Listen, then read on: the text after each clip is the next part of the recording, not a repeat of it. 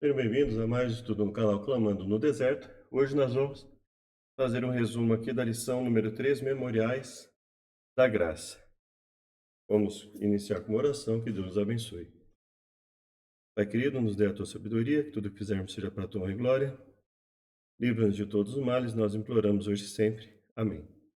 O verso para memorizar está em Josué 4, 23 e 24.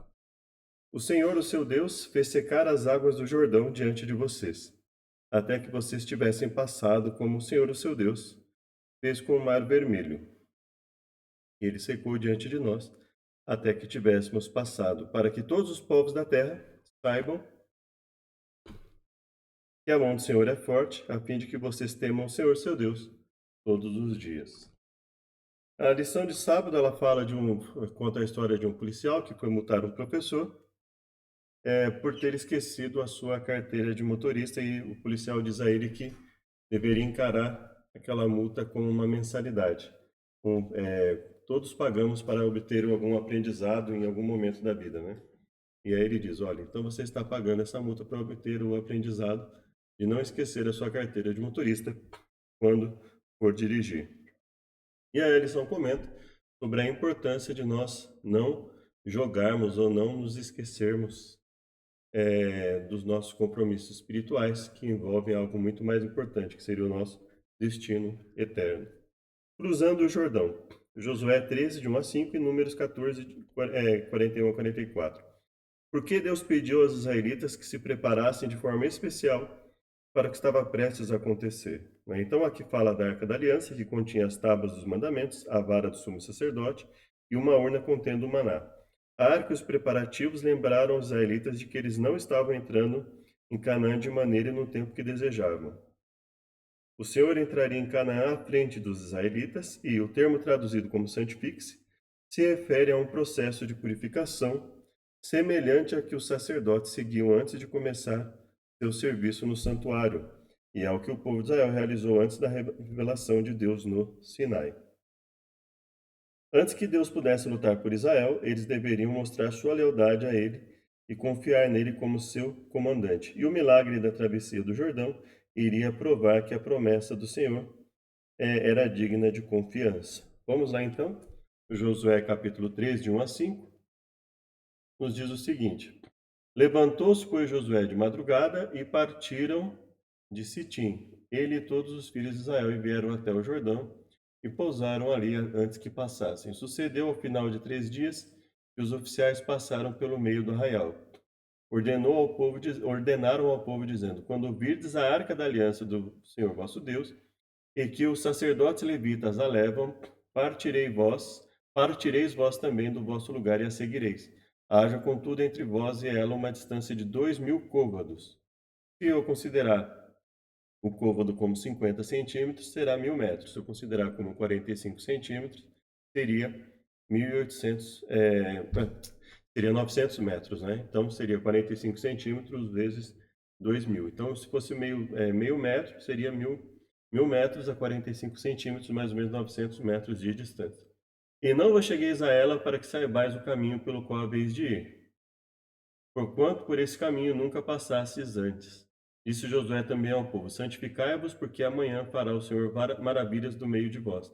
Então se preparem para o que Deus tem preparado para vocês, né, e para nós. Josué, agora vamos para Números, né? Capítulo 14, versos 41 a 44. 14, versos 41 a 44. Ele nos diz o quê? Mas Moisés disse: Por que transgredis o mandamento do Senhor? Pois isso não prosperará. Não subais, pois o Senhor não estará no meio de vós, para que não sejais feridos diante dos vossos inimigos. Porque os amalequitas e os cananeus estão ali diante da vossa face. Caireis a espada, pois, porquanto vos desviastes do Senhor, o Senhor não estará convosco. Contudo, temerariamente tentaram subir ao cume do monte. Mas a arca da aliança do Senhor e Moisés não se apartaram do meio do arraial. Então, esses são exemplos da diferença, né? Então, se eu quero uma mudança na minha vida, consagração a Deus. Se eu não me consagro, não tem como haver uma diferença relevante no sentido de melhora espiritual na minha vida. Então, esse é o ponto principal que nós precisamos, né? E por que Deus pediu aos israelitas que se preparassem de forma especial para o que estava prestes a acontecer? Bom, eu creio que nós sabemos que a questão é que geralmente Deus não necessariamente pedia, né? Era uma condição, era uma ordem para quem quisesse fazer. Então, se a pessoa enxergasse aquilo meramente como algo que ele, eu faço ou não, então eles não conseguiriam alcançar o objetivo. Eles tinham que enxergar o seguinte: olha, querem ser o meu povo, andem conforme eu estou determinando, né? Se consagrem, confiem, né? Ajam, não apenas esperem, né? Então esse é o ponto importante, dos mais importantes que nós temos aqui. Lição de segundo, Deus das Maravilhas, Josué 3, de 6 a 17. O que a travessia milagrosa do Jordão nos diz sobre Deus a quem servimos? Ela é descrita em Josué pela palavra hebraica niflaot, maravilhas e milagres, que geralmente se refere aos atos poderosos e sobrenaturais de Deus e que mostram que Ele está acima que ele está acima de todas as criaturas, né? Os autores bíblicos sabiam e testemunharam o fato de que o Deus que criou o mundo não é limitado por sua criação. Em contraste com os deuses de outras nações que não podem salvar, o Deus da Bíblia é o Deus vivo. O profeta Zacarias usou um termo semelhante ao prever um futuro para Israel após o exílio babilônico. Assim diz o Senhor: isso pode parecer impossível aos olhos do remanescente deste povo naqueles dias, mas não será impossível para mim. Vamos lá então em Josué, capítulo 3, como nós já estamos aqui, versos 6 a 17.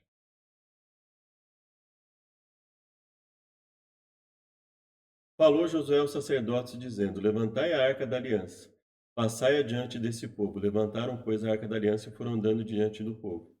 E o Senhor disse a Josué: hoje começarei a engrandecer-te perante os olhos de todo Israel, para que saibam que, assim como fui com Moisés, assim serei contigo. Isso é muito forte, né? Assim como fui com Moisés, serei contigo. É claro que isso não era uma fala para Josué olhar e falar: agora que Deus vai estar comigo assim como ele esteve com Moisés, eu vou baixar a guarda, eu vou baixar minhas normas. Não, era o contrário. Ele sabia que isso era condicional, era condicionado à manutenção dele. Ele tinha que se manter como um servo leal a Deus, né? Tu, pois, ordenarás aos sacerdotes que levam a arca, dizendo: quando chegardes à beira das águas do Jordão, parareis no Jordão. Então disse Josué aos filhos de Israel: chegai-vos para cá e ouvi as palavras do Senhor vosso Deus.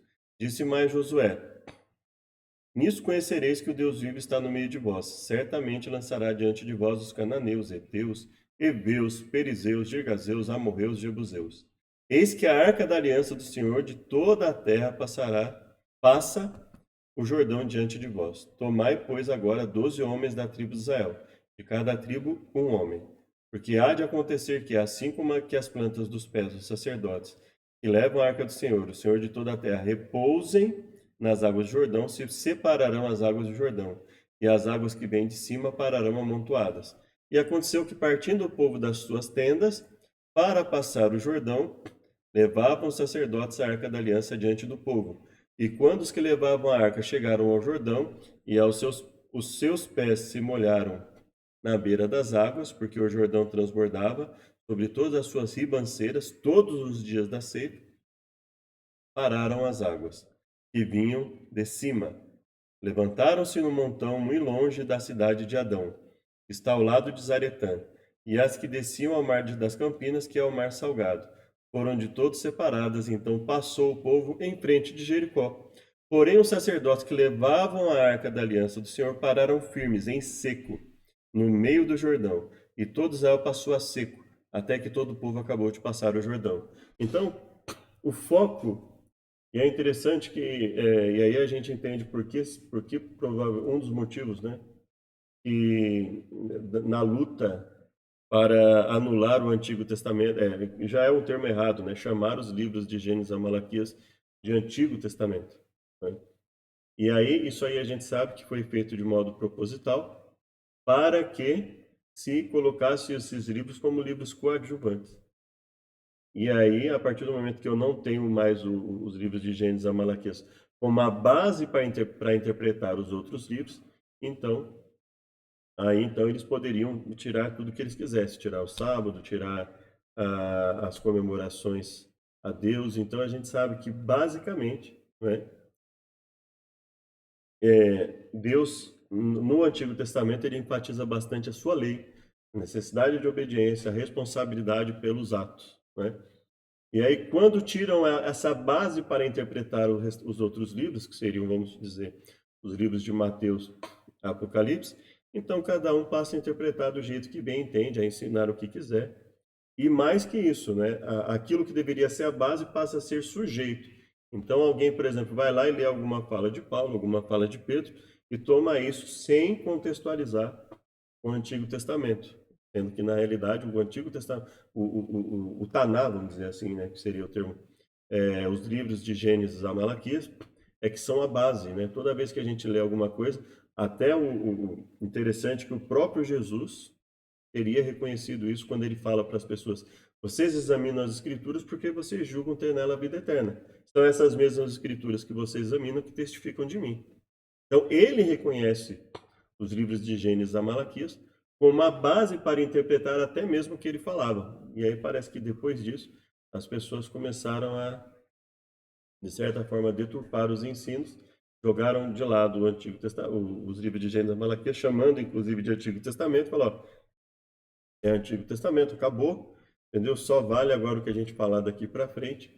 E aí passou todo esse conceito de lei, de obediência, questão do sábado, a questão das leis de saúde, a questão das leis de descanso da terra, a questão de não se misturar a multidão para fazer o mal, os princípios indenizatórios da Bíblia meio que ficaram de fora, sendo eventos que o mundo secular utiliza até hoje, valoriza, e muitas vezes dentro das igrejas isso não é valorizado, né?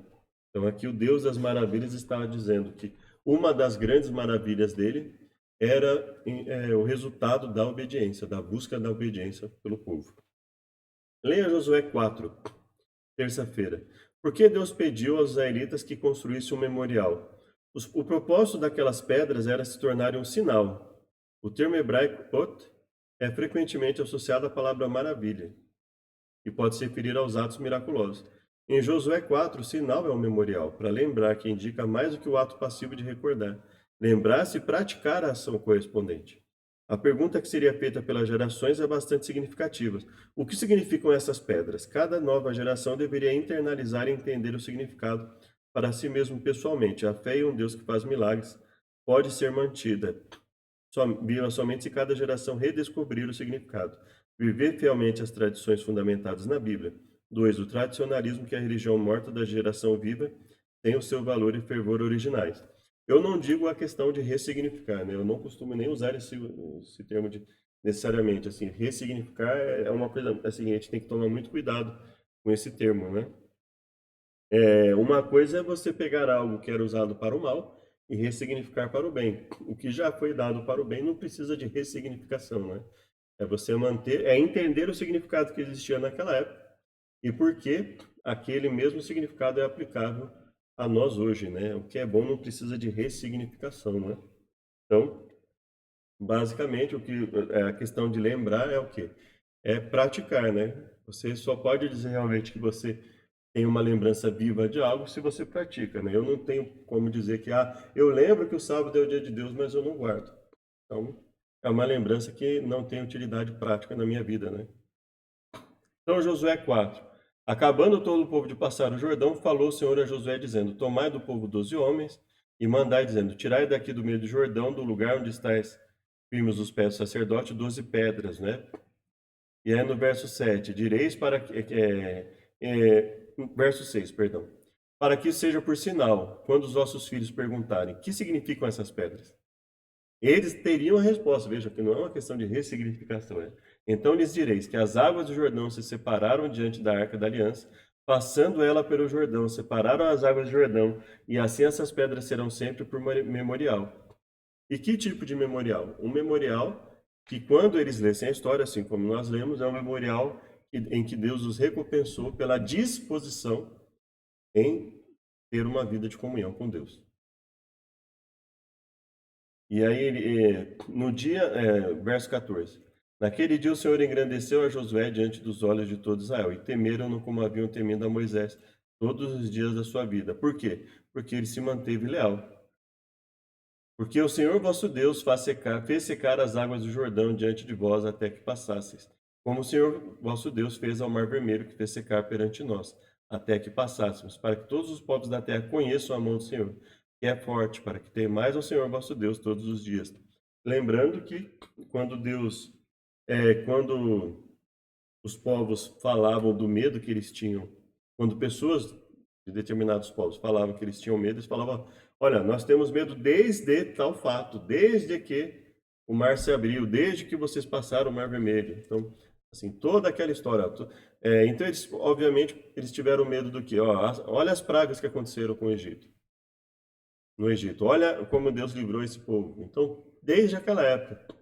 Basicamente é como se o povo estivesse dizendo: olha, se vocês tivessem sido leais naquela época, vocês teriam fatalmente tomado conta dessa terra, porque o povo já estava tremendo de medo de vocês desde aquela época, mas vocês achavam que por eles serem grandes, terem fortes, etc., eles não estavam com medo, mas pelo contrário, o povo já conhecia o que havia acontecido com vocês desde o passado e já temia vocês desde o passado. E quanto mais coisas Deus foi fazendo, mais os povos foram ficando com medo, né?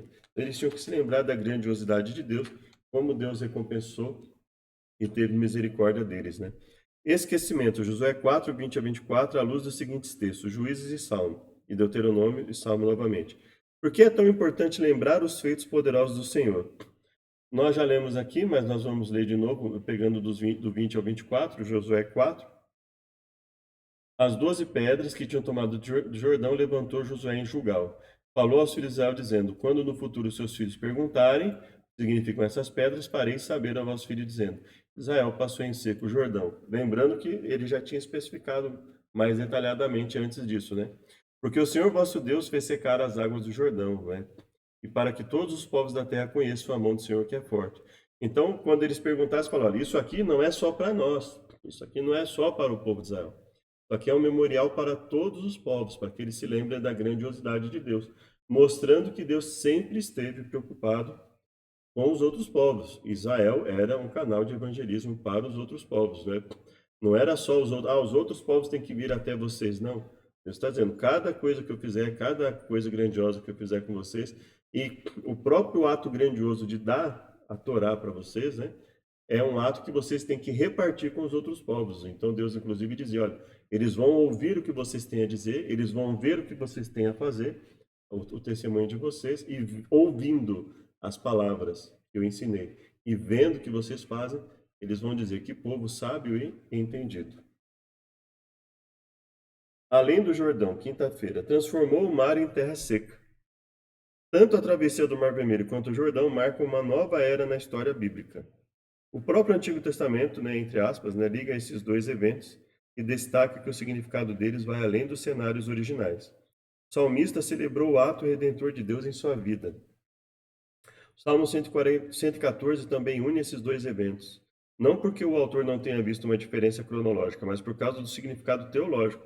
Obviamente, eles têm o mesmo significado, né? Ocorrem em épocas diferentes, mas para mostrar para o povo a mesma coisa, que Deus está com eles e que desde que eles estejam dispostos a manter uma comunhão leal com Deus, Deus tem maravilhas a fazer na vida deles, né? Assim como eles já poderiam ter entrado lá no passado, quando eles se recusaram, né? Leia Mateus 3,16 e Marcos 1,9. Como esses escritores do Novo Testamento descrevem o significado simbólico e espiritual do Rio Jordão. Mateus, vamos ler Mateus 3, né? E aí a gente já...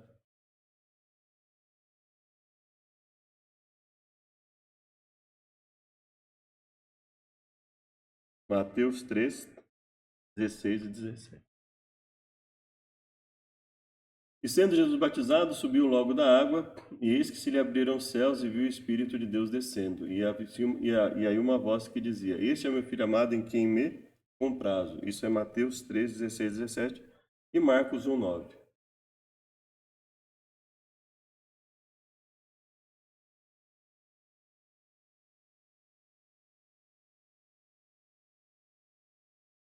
Aconteceu naqueles dias que Jesus, tendo ido de Nazaré da Galiléia, foi batizado por João no Jordão.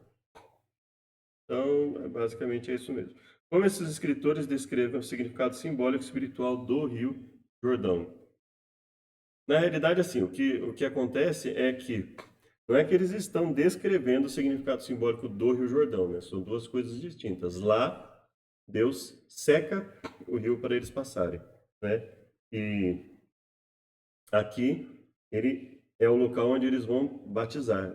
Então, assim, o batismo não precisava ser apenas ou necessariamente no Rio Jordão, mas o que eu entendo aqui que o autor quer colocar é a questão de que Deus usa o Rio Jordão como um símbolo do resultado da obediência. O primeiro, como livramento de determinados problemas, que é o sentido de passar a seco, de ver a grandeza de Deus se manifestando.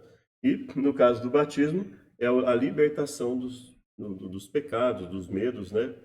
Lembrando que o batismo, ele não é, ele tem que ser, ele só tem utilidade na vida do cristão se ele for o resultado de um desejo de uma vida transformada. Se ele for meramente um simbolismo. Ah, eu acredito em Jesus, então vou batizar. Né? Ah, acabei de ouvir sobre Jesus, vou batizar. Geralmente essas pessoas não têm raiz, não criaram raiz, né? Então existe aí uma discussão válida sobre o mínimo que uma pessoa precisa aprender antes de tomar a decisão, de saber o que significa o batismo, né? Para saber o que é crer em Jesus. É simplesmente falar, Jesus morreu por você, você acredita? Tá, vou batizar. Não é isso, né? O batismo ele representa a morte para o mundo, uma nova vida. Então a pessoa precisa saber o que é morrer para o mundo, o que é viver para Deus. É o desejo de abandonar o que é errado, o desejo de viver o que é certo, ser uma nova pessoa. Então isso é a questão da transformação, né? Então a questão do além do Jordão, ele tem muito esse aspecto de enxergar a grandeza de Deus, a grandiosidade de Deus na libertação e a necessidade de morrer para o mundo e viver para Deus, mas isso não tem a ver necessariamente com o Jordão, né? Isso tem a ver com qualquer, né, com toda e qualquer libertação de Deus, né? Então, o segredo não estava necessariamente no Jordão, ainda que ele fosse usado ali para relembrar o povo, mas o segredo estava na pessoa, né? Então, enquanto o povo não estivesse disposto a aceitar a comunhão com Deus e a mudança na sua vida, eles não passariam por aquilo. Enquanto nós não estivermos dispostos a mudar de vida, nós não passaremos pelo resultado prático, que é morrer para o mundo e viver para Deus. Ainda que uma pessoa se batize 20 vezes, se ela não tiver em mente que o batismo ele tem que ocorrer quando ele realmente for mostrar para as pessoas, para o mundo, que ela realmente está disposta a morrer para o mundo e viver para Deus, aquilo vai ser, infelizmente, só uma atitude, vamos dizer assim, de blasfêmia até, né? De descaso. Né? Então, é importante que a pessoa tenha um mínimo de compreensão do que significa o batismo para que se batize, assim como era necessário que o povo no passado enxergasse o mínimo possível, tivesse o mínimo de consciência teórica e prática por que eles precisariam passar por aquilo, a importância da obediência a Deus, da comunhão e etc. Tudo adicional. Patriarcas e profetas, a travessia do Jordão. Estudem cuidadosamente as experiências de Israel em sua viagem a Canaã. Os ensinos da sua palavra serão para nós sempre interessantes e impressivos. O Israel moderno está em maior perigo de esquecer-se de Deus e ser levado à idolatria do que o antigo povo de Israel.